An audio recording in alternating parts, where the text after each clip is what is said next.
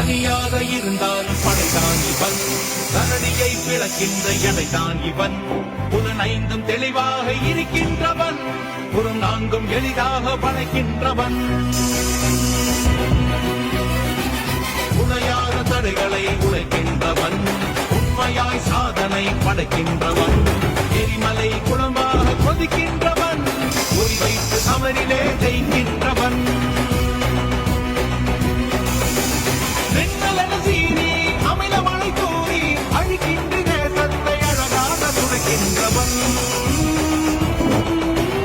இதை போல மறைவாக வாழ்ந்தவன் இன்று நான் மத யானை போல் வருகிறான்.